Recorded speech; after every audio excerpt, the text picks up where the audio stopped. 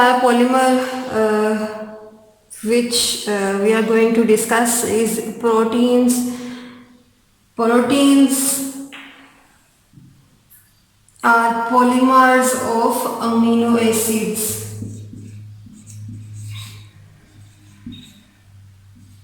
Polymers of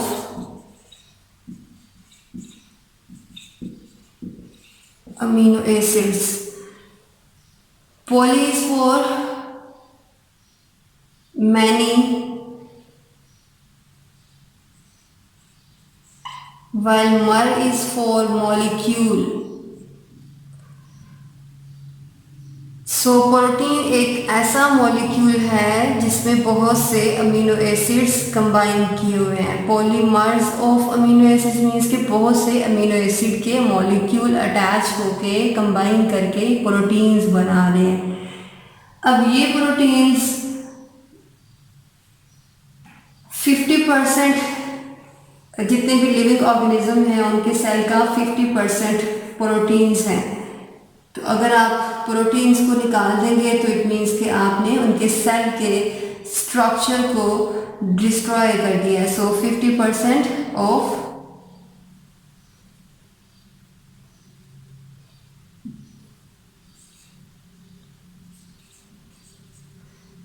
sales डेराइवेट. Okay, हमने बोला कि प्रोटीन्स अमीनो एसिड्स के पॉलीमर्स हैं. तो जितनी भी प्रोटीन्स हैं बेटे आपके पास, किसी भी एक प्रोटीन को बनाने के लिए जो अमीनो एसिड्स का नंबर है वो थाउजेंड्स के अंदर हो सकता है. ये अमीनो एसिड का स्ट्रक्चर पहले डिस्कस कर लेते हैं, फिर उसके बाद इसकी कम्बिनेशन देखेंगे कि किस तरह से दो डिफरेंट अमीनो एसिड्स कंबाइन करके प्रोटीन्स को बनाएंगे. सो एक कार्बन का एटम आपने सेंटर में ड्रॉ करना है और कार्बन एटम के साथ दो फंक्शनल ग्रुप अटैच करने हैं. एक carboxylic group and second amino group.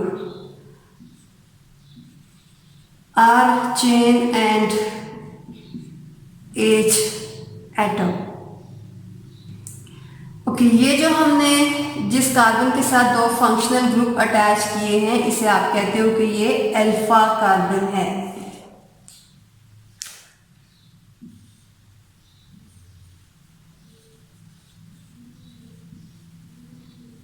और ये जो R हमने यहाँ पे ड्रॉ किया हुआ है, ये R हर एक अमीनो एसिड के अंदर वेरी करता है. इसकी एग्जांपल आगे हम देखते हैं.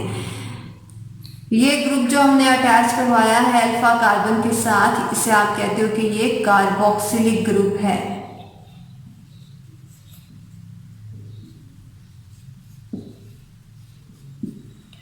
वाइल ये फंक्शनल ग्रुप जो आप कार्बन के साथ अटैच करवाया है जिसे आपने, ये अमीनो ग्रुप है.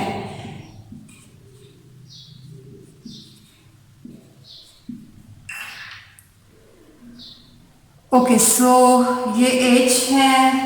मैंने पहले बताया कि ये किसी भी अमीनो एसिड का जनरल फॉर्मूला है और बहुत ही इम्पोर्टेंट शॉर्ट क्वेश्चन है. ये बहुत सिंपल सा भी है और बहुत से स्टूडेंट्स इसको भी ठीक से ड्रॉ नहीं करते और ड्रॉ कर लेते हैं तो फिर इसको लेबल नहीं करते.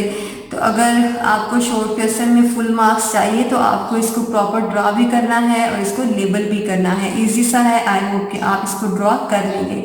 सो ये जनरल फॉर्मूला है. किसका जनरल फॉर्मूला? अमीनो एसिड का.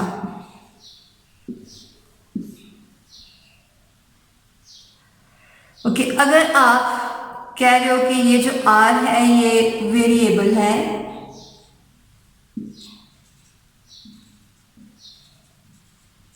वेरिएबल मीन्स कि ये चेंज होता रहता है हर एक अमीनो एसिड के अंदर. यही R चेंज होके किसी भी बॉडी के अंदर टोटल जो आपकी बॉडी में अमीनो एसिड्स हैं वो 120 टाइप्स के अमीनो एसिड हैं.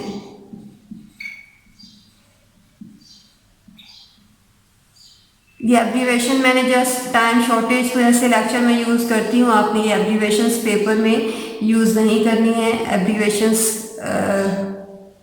समटाइम्स मीनिंग क्लियर नहीं करती, तो आप फुल फॉर्म यूज़ किया करें.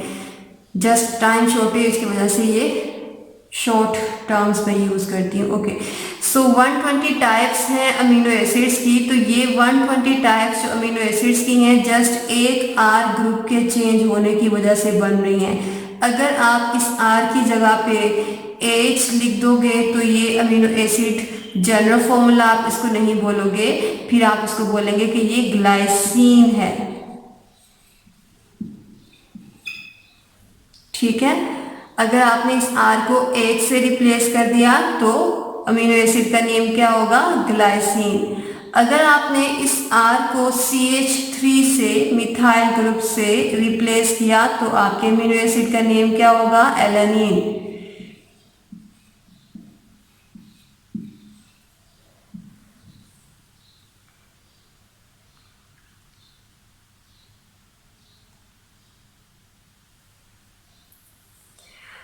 ग्लाइसिन एंड एलानिन दो डिफरेंट अमीनो एसिड्स हैं। इन दोनों अमीनो एसिड्स में जस्ट आपने इस आर की पोजीशन चेंज करवाई है एच से और मिथाइल ग्रुप से, बाकी सारे का सारा जो आपका फॉर्मूला है वो सेम रह रहा है। अमीनो ग्रुप भी है उसमें, कार्बोक्सिलिक ग्रुप भी है और इसके अलावा आपका जो बाकी सारा स्ट्रक्चर है वो सेम रहेगा, जस्ट आपने इस आर को चेंज करवाया है। ओके बेटे, सो अब हम देख लेते हैं कि दो डिफरेंट अमीनो एसिड्स किस तरह से कंबाइन करेंगे और कंबाइन करने के बाद हमें एक प्रोटीन की लॉन्ग चेन दे देंगे। लेकिन उससे पहले अगर ये 120 टाइप्स हमने लिखे हैं किसी भी अमीनो एसिड्स, किसी भी बॉडी के अंदर अमीनो एसिड्स की हैं, तो इनमें से जस्ट 25 ऐसे अमीनो एसिड्स हैं जो कि प्रोटीन्स बना रहे होते हैं, बाकी अमीनो एसिड्स कोई और काम कर रहे हैं। और इन 25 में से भी 20 अमीनो एसिड्स ऐसे हैं जो कि ज़्यादा यूज़ होते हैं, मोस्टली यूज़ होते हैं, और बाकी जो 5 हैं वो कम यूज़ होते हैं कोई भी प्रोटीन बनाने के लिए। सो ये आपके जनरल फॉर्मूला और ये ऑब्जेक्टिव के लिए कुछ चीज़ें हमने देखी। अब हम देख लेते हैं कि किस तरह से अमीनो एसिड्स कंबाइन करेंगे और कंबाइन करने के बाद प्रोटीन्स को बनाएंगे। अमीनो एसिड्स किस तरह से कंबाइन करते हैं, उनकी कॉम्बिनेशन देखने के लिए हम यहाँ पे दो अमीनो एसिड्स ड्रॉ कर ओके एग्जांपल के लिए दो अमीनो एसिड्स ड्रॉ कर लेते हैं। फर्स्ट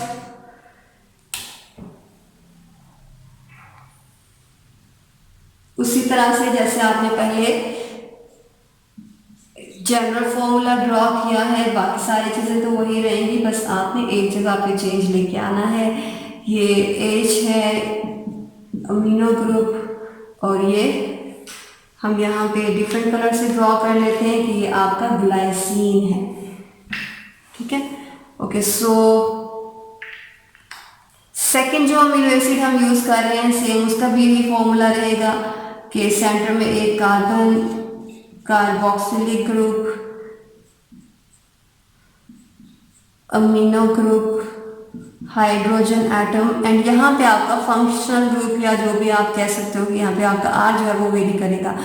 ओके, सो यहाँ पे अगर हम CH3 यूज़ कर रहे हैं, यहाँ पे हमने H यूज़ किया है, तो ये जो आपका अमीनो एसिड था इसका नेम क्या था? ग्लाइसिन। ये अमीनो एसिड एलानिन। ओके, जब दो अमीनो एसिड्स ने कंबाइन करना होता है तो कंबाइन करने के लिए यहाँ पे थोड़ा सा ओपन करके इसको लिख लेते हैं हाइड्रोजन एटम्स को, एक hydrogen and second hydrogen. Okay, so जब भी हाइड्रोजन एटम और हाइड्रोक्सिल ग्रुप ने कंबाइन करना है, हाइड्रोजन आपके अमीनो ग्रुप डोनेट कर रहा है while hydroxyl group carboxylic group donate करेगा। सो ये दोनों यहाँ पे ये दोनों एटम्स को कंबाइन करके एक वाटर का मॉलिक्यूल रिलीज कर देते हैं और बाकी जो एटम्स हैं वो कंबाइन करके एक न्यू कंपाउंड बना देंगे जिसमें ये दोनों अमीनो एसिड्स कंबाइंड फॉर्म में होंगे।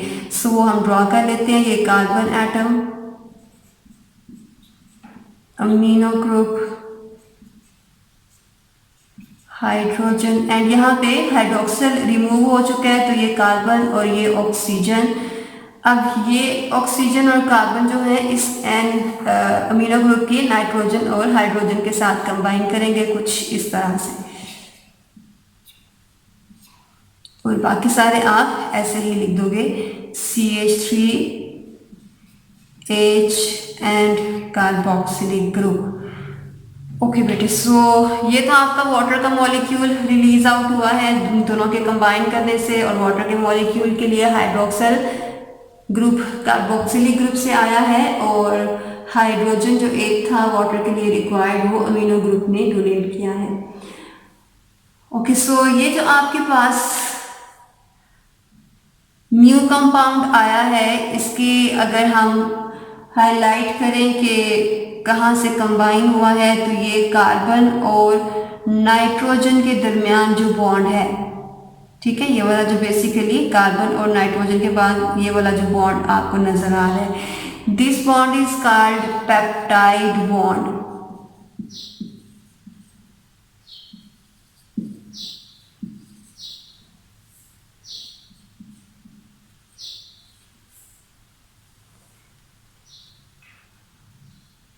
ओके, सो इस पेप्टाइड बॉन्ड के थ्रू जो अमीनो एसिड्स कंबाइन किए हैं, 2 अमीनो एसिड्स कंबाइन किए हैं, तो अब यहाँ पे इस वाले कंपाउंड को आप बोलोगे कि ये डाइपेप्टाइड है। इसको याद करने के लिए एक हिंट बता देती हूँ कि जब भी प्रोटीन्स हैं तो प्रोटीन्स अमीनो एसिड्स की बनी हुई हैं, और जो अमीनो एसिड्स हैं एक दूसरे के साथ कंबाइन करने के लिए जो बॉन्ड यूज़ करेंगे उस बॉन्ड को आप पेप्टाइड बॉन्ड कहते हैं। पेप्टाइड बॉन्ड का फर्स्ट लेटर और प्रोटीन्स का फर्स्ट लेटर P है, तो ये आपको याद करने के लिए इजी रहेगा। वाइल जब हम कार्बोहाइड्रेट्स का पढ़ रहे थे, तो कार्बोहाइड्रेट्स में जब मोनोसेक्राइड्स कंबाइन करके ओलिगोसेक्राइड्स और पॉलीसेक्राइड्स बना रहे थे, तो तब आपने पढ़ा था कि मोनोसेक्राइड्स को कंबाइन करने के लिए जो आपके पास बॉन्ड था वो ग्लाइकोसिडिक था, बिकॉज सबसे जो कॉमन है वो जो कार्बोहाइड्रेट्स वो ग्लूकोज है, तो जिसे हम डेली लाइफ में यूज़ करते हैं। तो ग्लूकोज का फर्स्ट लेटर भी G था, ग्लाइकोसिडिक का भी फर्स्ट लेटर G था। तो सिमिलरली आपके प्रोटीन्स का P और पेप्टाइड का भी P है, तो ये दोनों आपको याद करने के लिए मैंने हिंट बता दी है। ये आपको बहुत से स्टूडेंट्स को भूल जाता है कि मोनोसेक्राइड्स कंबाइन पेप्टाइड बॉन्ड के थ्रू कर रहे हैं या ग्लाइकोसिडिक बॉन्ड के थ्रू कर रहे हैं। ओके, आई होप कि अब आपको ये याद रहेंगे कि अमीनो एसिड्स पेप्टाइड बॉन्ड के थ्रू कंबाइन करते हैं, और जब मोनोसेक्राइड्स में कंबाइन करना है और ओलिगोसेक्राइड्स को बनाना है तो वो ग्लाइकोसिडिक बॉन्ड के थ्रू कंबाइन करते हैं। ओके, सो बिकॉज इस वाले कंपाउंड के अंदर 2 अमीनो एसिड कंबाइन किए हैं, तो इससे आप कहते हो कि ये डाइपेप्टाइड है। और अगर इसका नेम हम लिखें तो अब ये ग्लाइसिन और एलानिन ने जो कंबाइन करके हमें दिया है ये ग्लाइसिल एलानिन होगा।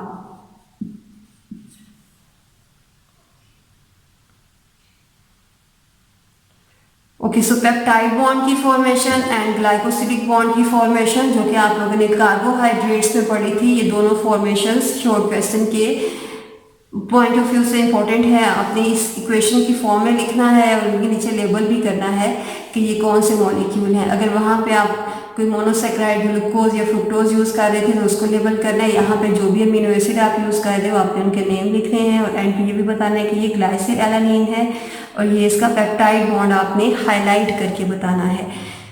ओके बेटे, सो ये प्रोटीन्स का पेप्टाइड बॉन्ड किस तरह से फॉर्म हुआ।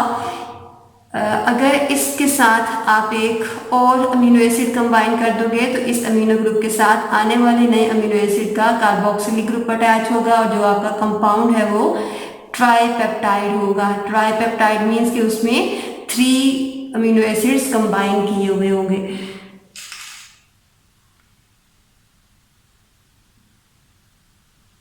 ओके, सो पेप्टाइड बॉन्ड की फॉर्मेशन के बाद अब हम इसके फंक्शंस देख लेते हैं कि प्रोटीन्स हमारी बॉडी के अंदर कौन कौन से रोल प्ले कर रही है, और इसके बाद फिर इसकी हम क्लासिफिकेशन स्टडी करते हैं।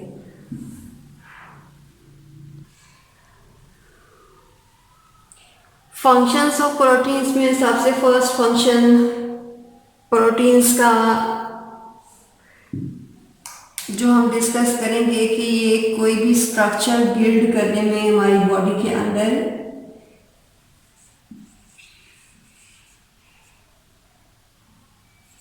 रोल प्ले कर रही हैं। अब ये कौन सा स्ट्रक्चर बिल्ड कर रही हैं? सबसे सिंपलर और जो कॉमन आप इसकी एग्जांपल ले सकते हो, प्लाज्मा मेम्ब्रेन, जिसके अंदर प्रोटीन्स मौजूद हैं। अगर प्लाज्मा मेम्ब्रेन ही डिस्ट्रॉय हो जाएगी, प्रोटीन्स नहीं होंगी उसके अंदर, तो सेल की शेप ही डिस्ट्रॉय हो जाएगी। सेल की शेप डिस्ट्रॉय हो जाएगी, इट मीन्स कि पूरी बॉडी के जो ऑर्गन्स हैं, जो ऑर्गन सिस्टम है, ये पूरी इंडिविजुअलिटी है, वो डिस्टर्ब हो सकती है। सेकंड फंक्शन जो प्रोटीन का है कि ये मेटाबॉलिज्म को कंट्रोल करती हैं। मेटाबॉलिज्म, अब तक आपको पता है कि जितने भी बॉडी के अंदर रिएक्शंस हो रहे होते हैं उन्हें आप कहते हैं मेटाबॉलिज्म को कंट्रोल कर रहे हैं। इट मीन्स कि ये जो प्रोटीन्स हैं, यहाँ पे हम इंजाइम्स की बात कर रहे हैं। अगर इंजाइम्स वर्क नहीं करेंगे तो जितने भी रिएक्शंस हैं वो बहुत स्लो हो जाएंगे, और रिएक्शंस के स्लो होने की वजह से उस बॉडी का जो फंक्शन है वो डिस्टर्ब हो सकता है। सो मेटाबॉलिज्म के कंट्रोल में हमने जो एंजाइम स्टडी किए थे पहले चैप्टर नंबर 3 में, ये एंजाइम्स भी प्रोटीन्स हैं। अगर ये एंजाइम्स नहीं होंगे तो मेटाबॉलिज्म स्लो हो जाएगा। मेटाबॉलिज्म के स्लो होने की वजह से पूरी बॉडी के फंक्शंस डिस्टर्ब हो सकते हैं।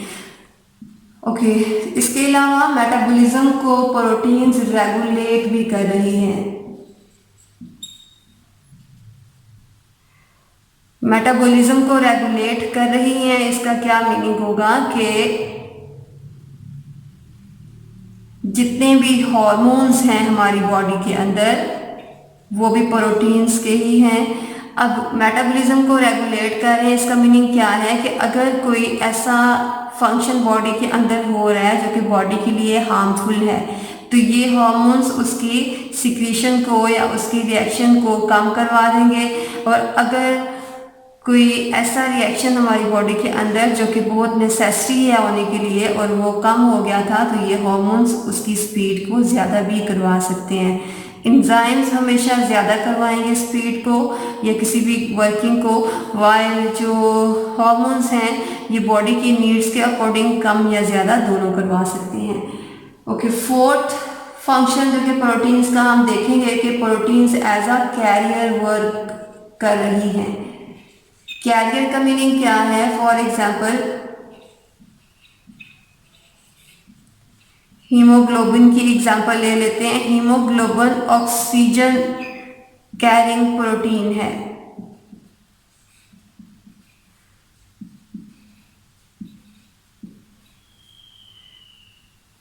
ठीक है, हीमोग्लोबिन ऑक्सीजन कैरी करती है लंग से, जो कि हीमोग्लोबिन हमारे रेड ब्लड सेल्स के अंदर होती है। तो ये हीमोग्लोबिन रेड ब्लड सेल से ऑक्सीजन को कैरी करेगी और बॉडी के बाकी सारे पार्ट्स को ट्रांसफ़र करके आएगी। तो यहाँ पे आपका फोर्थ फंक्शन के जो हीमोग्लोबिन है proteins as a carrier work कर रही हैं।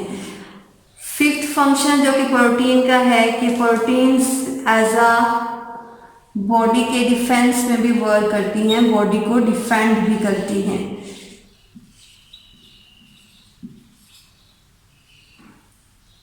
बॉडी को डिफेंड किस चीज़ से करती हैं? मैंने जब आपको फर्स्ट चैप्टर में इम्यूनिटी सिस्टम का बताया था तो वहाँ पे हमने पढ़ा था कि कोई भी फॉरेन पार्टिकल जब बॉडी के ऊपर अटैक करता है, जिसे आप एंटीजेंस कहते हो, तो हमारी बॉडी इनके खिलाफ इनको किल करने के लिए कुछ प्रोटीन्स बनाती है। इन प्रोटीन्स को आप एंटीबॉडीज बोलते हैं।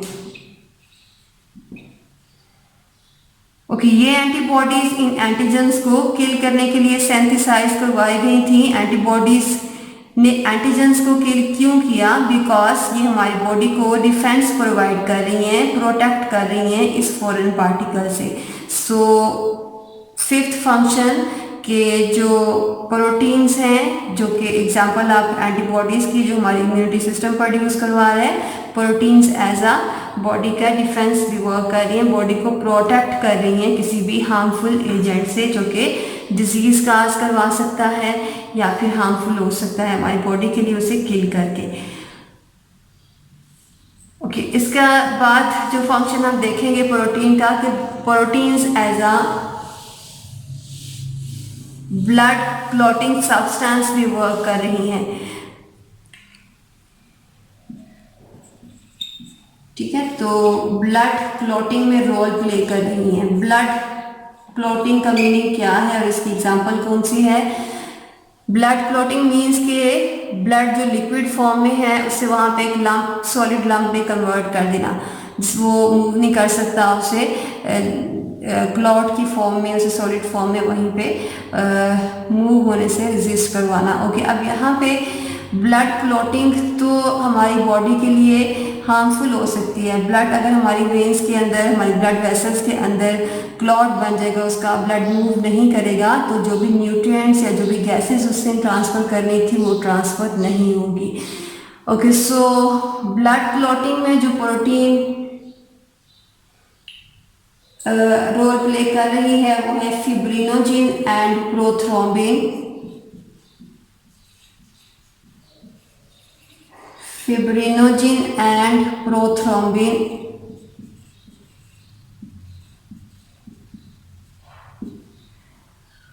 ओके, सो ये दोनों प्रोटीन्स जब भी इंजरी होती है, कोई कट लग जाता है या कोई एक्सीडेंट हो जाता है किसी भी बॉडी का, तो जहाँ पे भी वॉन्ड होगा, जहाँ पे भी कट लगा होता है, वहाँ पे ये दोनों प्रोटीन्स जाती हैं और वहाँ पे जाके ब्लड को क्लॉट में कन्वर्ट कर देती हैं।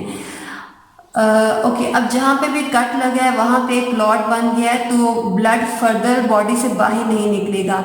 इस क्लॉटिंग की वजह से ब्लड की डेफिशिएंसी नहीं होगी, ब्लड की डेफिशिएंसी नहीं होगी।